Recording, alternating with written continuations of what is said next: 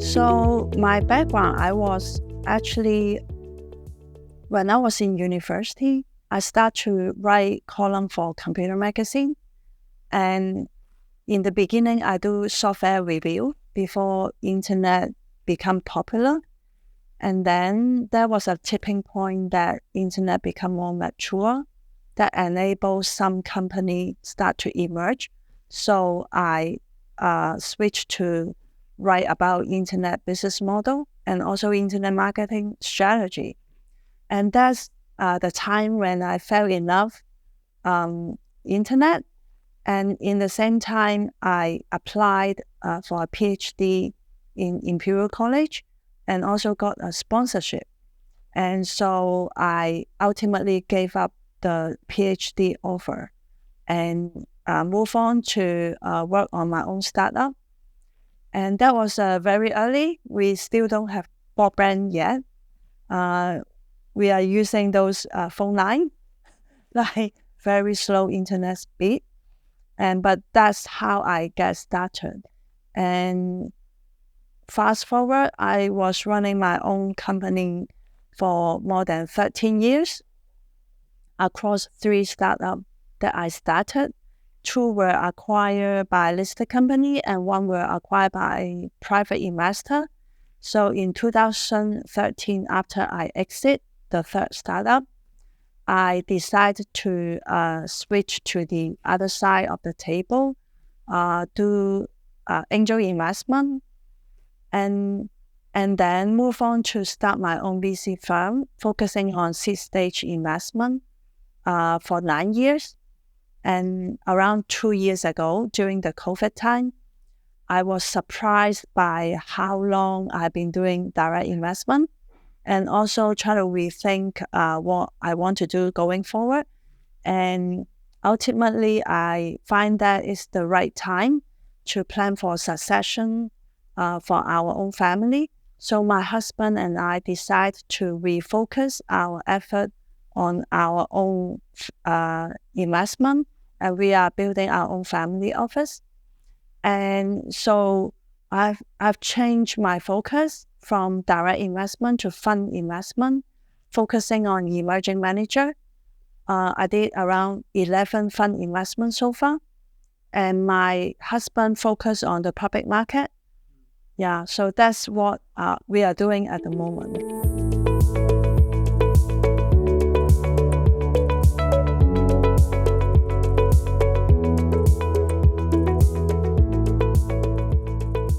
So for selecting emerging manager, because my focus is on the seed fund, emerging manager like what I did before, focusing on the seed stage. So one of the criteria is the knowledge of the emerging manager, the sensitivity. Basically, it's very similar when I evaluate the seed stage founder. A lot of the people ask me how I evaluate the seed stage founder when there's no track record, or sometimes there's no financial support.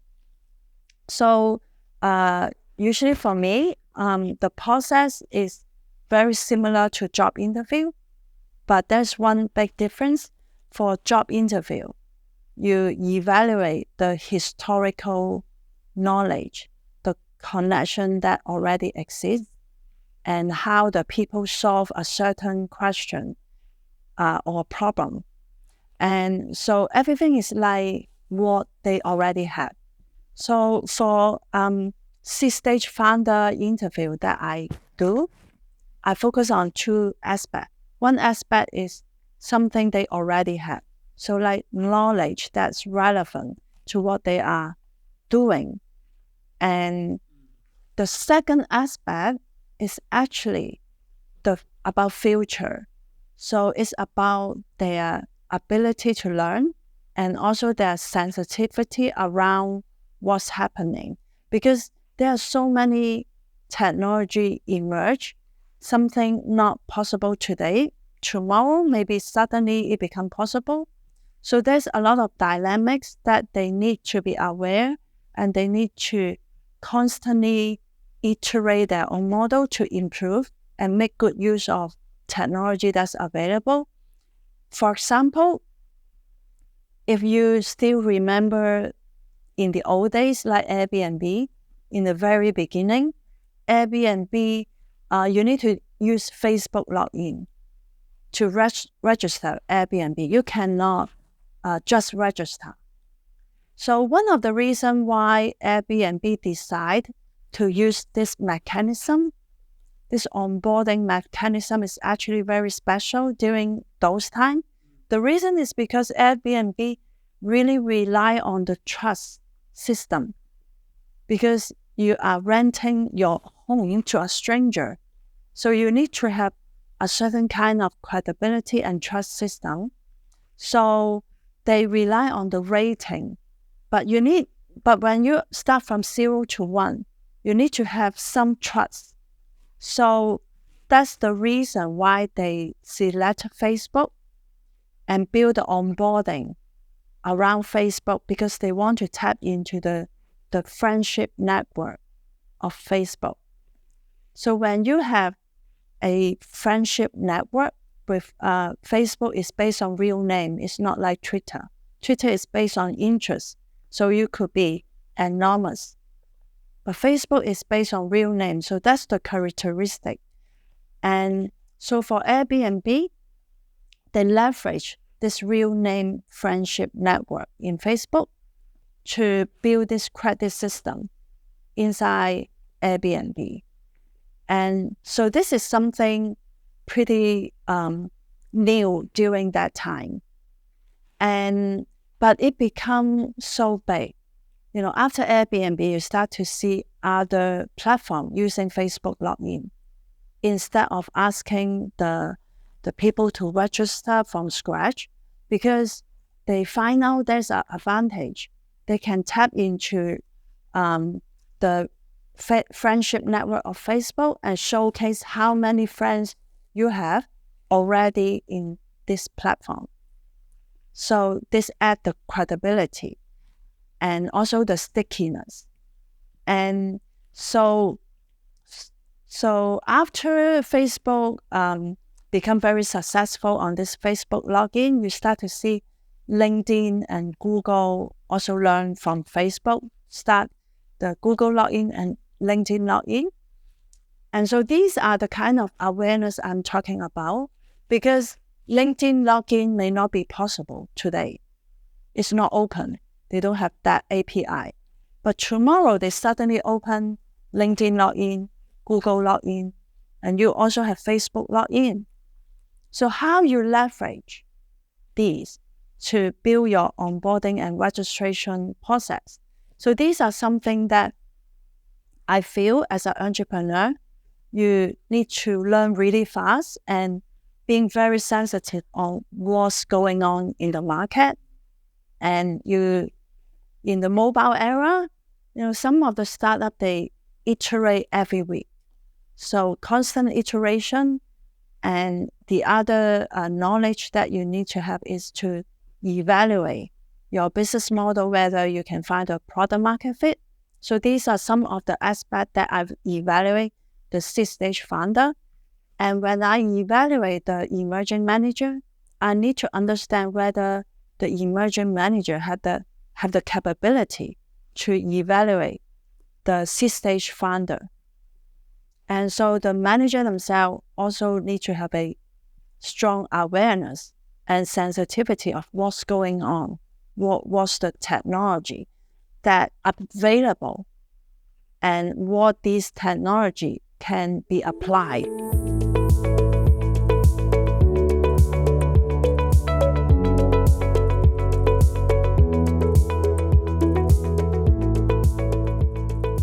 So it's very similar to my relationship with the seed stage founder. The reason why I like seed stage and also emerging manager is because they are like entrepreneur themselves. So for emerging manager, they are actually a fund entrepreneur. They are building their own firm, their own brand. And so there's a lot of things resonate with my experience and also with my knowledge and exposure and also the connection in the industry. So this resonation create a lot of energy between me and the emerging manager. And there's a lot of synergy that I can help to empower. So I feel focusing on emerging manager create much more power compared to a well-established manager. Yeah. Oh, I can give some example. Yeah. Another reason why I like emerging manager is because usually if you are an emerging manager, you need to do much more compared to the well-established fund. And most of the time, these emerging managers are creating a very strong ecosystem that they are disrupting something. And so I like this process. For example, one of the manager that I invest, two young girls started a firm, Fund Zero, and they never managed a fund before. But imagine two young girls who don't have any track record in investment, what they can do. So they built a very strong network of female entrepreneurs to start with, which become global. And then they build a foundation to help these female entrepreneurs and diverse founders, which become very successful. And so through this process, they have very good deal flow and also have very strong ecosystem to help these diverse founders.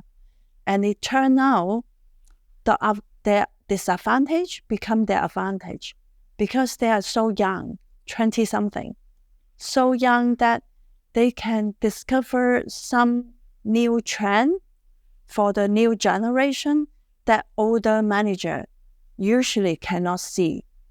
And so for their fund one that I invested in, 3 of the portfolio company become unicorn within a few years. And then another 5 company with more than 100 million revenue. So this is phenomenal. I have seen a lot of managers, but I seldom see this kind of track record.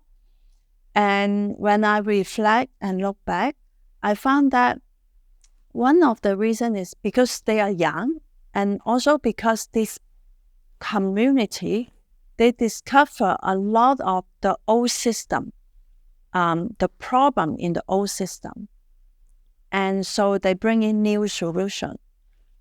Like one of the unicorn is a baby educational toy, and it's a subscription model for baby education toy. So they send you the education toy in the right time for the baby. So the parent don't even need to, think about, different stage what I need to buy.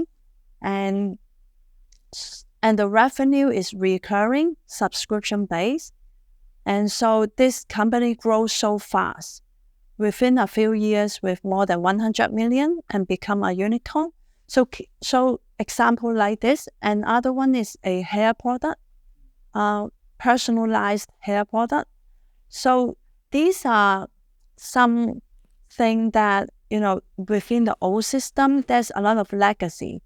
A lot of the hair product that we are using every day, they have unconscious bias, legacy issue. And so they didn't serve everybody. So they only serve a certain group of people for a lot of these products. So the underserved community, they didn't have a better choice. But when you have entrepreneurs who see this gap and come up with a good product to serve these underserved community, they become, like the only choice, ultimately, within a very short period of time.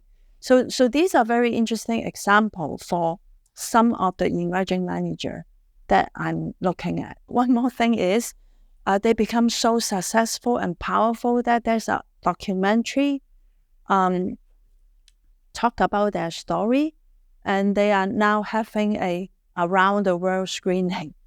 They are coming to Singapore next week. The manager I just mentioned, their name is Sogao Ventures. Yeah, and the foundation is Sogao Foundation. So the two entities work together with a lot of synergy and also really help to build a community.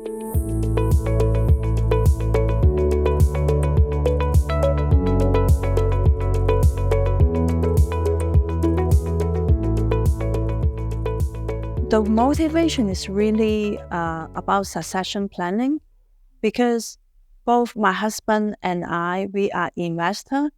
We have been doing investment separately because I focus on early stage VC direct investment and will focus on the public market. And I also, during the time when I was an entrepreneur, we did a lot of real estate investment in the same time. So all these investments together, we have a big portfolio that we need to manage, and we need to start to think about the succession planning for the next generation. So that's the driver for the direction. And another driver is actually an observation that I start to aware in 2020, because when I become an angel investor, it's actually the start of there was a trend that enabled angel investment. So when I start to do angel investment, I tap on this trend because before that, it's difficult to do angel investment because you don't have platform like AngelList or other accelerator program. You don't have all these platform available for you to get connected to good deal flow. And in the same time, on the legal contract, it was very complicated before, but a lot of these platforms make angel investment much easier. So I tap on this opportunity to become angel investor. And then in 2020 and before that, I aware of the new trend on emerging manager. It's very difficult to be an emerging manager in my time. When I started in 2015, I started my own fund. It's very expensive to start a fund. It's very expensive to operate a fund because of the administrator fee and capital call process and a lot of compliance issue. And so it's very difficult to be an emerging manager. But in 2020, you see a new trend that enable emerging manager. In terms of technology, like a lot of platforms start to make the process more automated, and also the market start to accept solo manager. The market didn't like solo manager before, but there was some solo manager become so successful. So in 2020, they get a lot of media exposure, and LP start to welcome solo manager, and then technology start to take away the operation overhead. And so a lot of emerging managers come out to the market, and they are very good. Some of them, I invested some myself starting from 2015. Sogao is my second fund investment in 2015. I invested another one, which is an insider fund started by my own portfolio founder. So that fund was so quiet, no update for many, many years, until they reach a tipping point. Suddenly, when they give me update, the return is like TVPI close to 20x. So I find that throughout the years, I discover a lot of emerging managers, they are doing so well. They have a certain vertical of expertise, and they also have a certain ecosystem that they created around themselves that help to facilitate the deal flow, co-investment, and also portfolio management. It means that portfolio management, in a sense, more that related to supporting the portfolio, not monitoring. Yeah, because usually C-stage managers are more focusing on supporting instead of monitoring.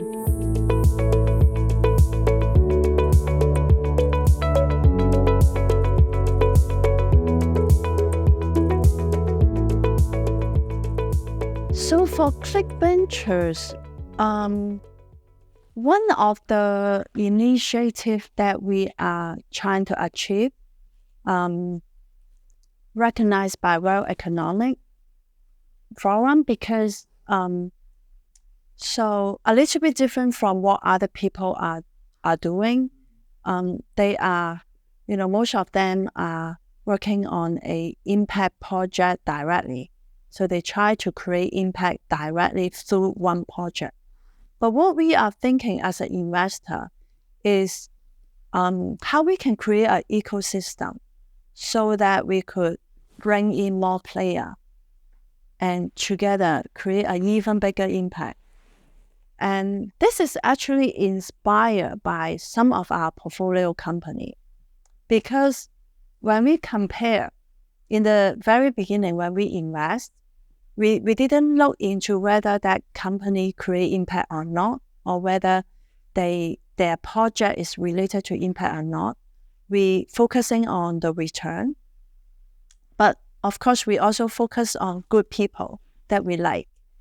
And it turned out that some of our portfolio company, although they start as a tech project, not related to impact, but when they achieve a certain scale, they start to add on some impact initiative, leveraging the platform that they have built. And I find that it's even more powerful compared to somebody who want to start an impact project from start. And they are very difficult to scale up. And so after I witnessed a few portfolio company, I found that it's even more important. It's like a division of labor, right? Some people focusing on these impact projects, but if you are not an impact project yourself, you are just a tech startup that you have created a big, very scalable platform, you can still do something related to impact, leverage your own platform. To give you a few examples, like one of our portfolio company, they started as like a Reddit for female. So just a lot of female users, they discuss different topics in the platform. So it's just a discussion group, but they grow so fast that they have, at that time, they have more than 20 million users around the world, across 200 countries. And so this become a very powerful platform for female. But how you could monetize from this platform? So the founder think of a way which is really win-win for the community and the clients. So they create a layer that the client can create a page inside the community, and then they can organize recruitment campaign, but a soft recruitment, so not a hard recruitment. So it's more like a brand building mixed with recruitment together. And And at that time, in US, there's still no regulation to monitor the gender diversity recruitment issue. But they started become the number one recruitment platform if you want to acquire female leaders or female teammates in different level, up to the board level.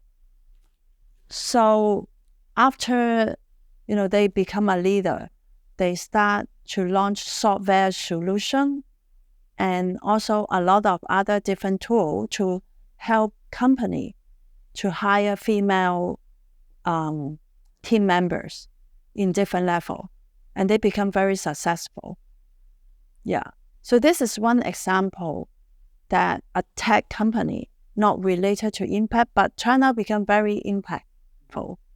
Another company that I invest, they are in Estonia, very technical company. The founder was a mobile app tester, and then she created this company to acquire a global community of mobile app testers to help mobile app company to do app testing around the world.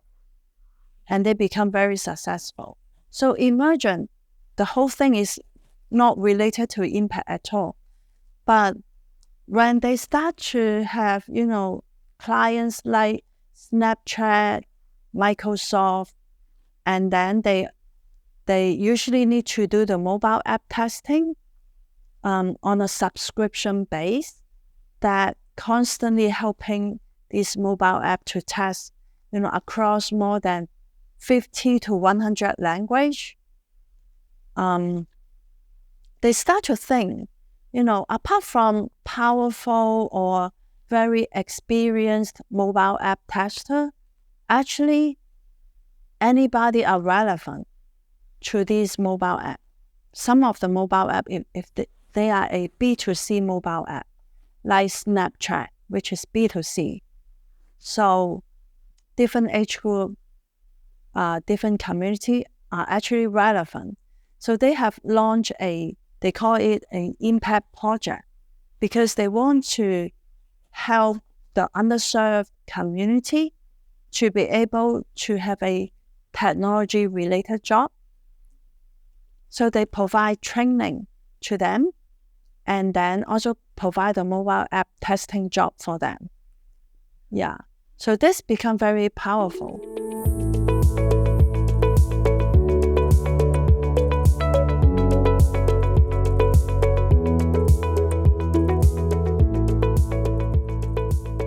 I actually, really get excited when there is some new technology that can enable a totally new business model.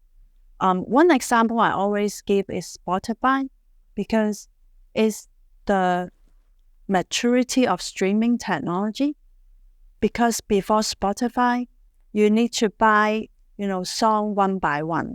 The reason why you need to acquire the song and download it one by one, they use the ownership model, is because they cannot control, after you download the song, they cannot control, they cannot use a renting model.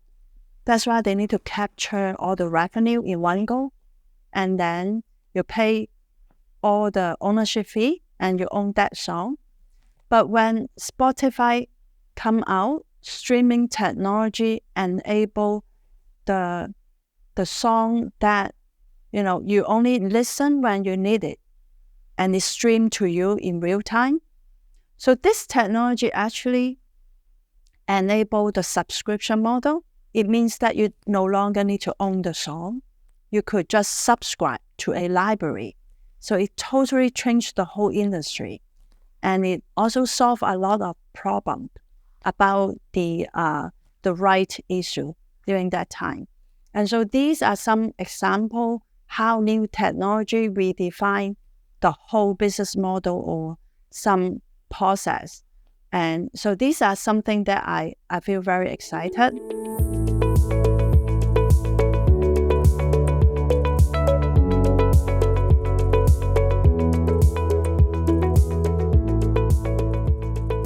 When I look at the data, I found that they start to replace iTunes, the ownership model. People start to buy in this subscription-based model, and they feel they don't need to own the song. And so I see there's a lot of opportunity on this direction. And it makes sense, actually, why you need to own the song. You just subscribe to a library and then you listen, right?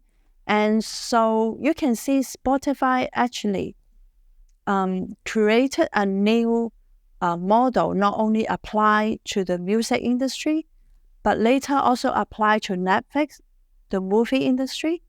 And so nowadays, nobody buy a CD or DVD. You just subscribe to Netflix and you watch movie. The transformation is the streaming technology enable subscription become available. Before streaming, you can't do that. And that's why, remember the old days before iTunes? Apple has a device, do you still remember? That you need to download the song to the hardware. I even forgot the name. Yeah, so you need to rely on a big hardware device. You buy the song and you store it and you own it. So this model is being disrupted by the streaming technology. I didn't trace after Netflix. At that time, I discovered other new concept that is redefining another industry. So I get excited on those, like crowdfunding, like the fund that I just mentioned returned close to 20x to me. So the founder actually created a crowdfunding platform. And at that time, crowdfunding for equity was not possible in the beginning. So they are the first group of people who try to do that. And I get excited about, this kind of concept and also other different, I would say, different model enabled by different technology. So I could have a more diversified portfolio instead of concentrating on streaming technology, because there are much more. I think I like all of my investment because I like how they redesign some of the process and product.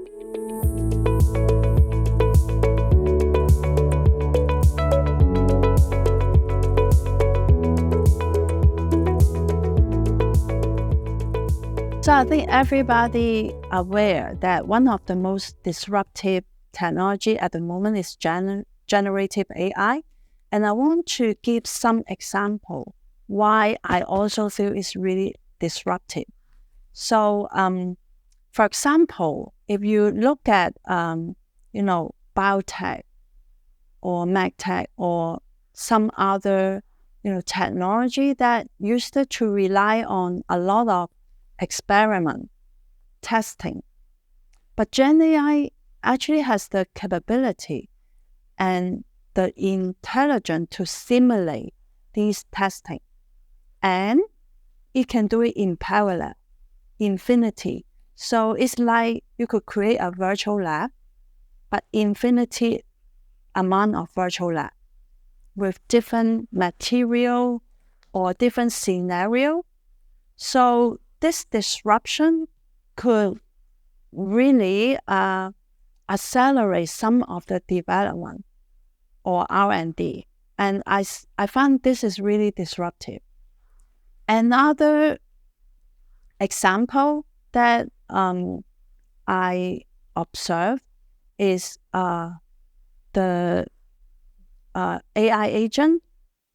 So something interesting about AI agent is because before AI agent, ChatGPT can only interact with you, right? And then produce could be, text content or image content. But then when you have AI agent, the capability of AI agent is it can add similar to a human and make use of different tools. So this is very disruptive. It means that you could define the AI to make use of different tools to execute different process or different tasks. And this, in fact, is very disruptive. If you look at when ChatGPT come out, a lot of the movie writer start to feel pressure from the AI, right? And there is protest in US. And so you already see just the writing, the text content generation create a lot of pressure to the industry. Now we have the AI agent that can, not only work from themselves, but they can make use of other tools. Like before, AI is not very good at calculation.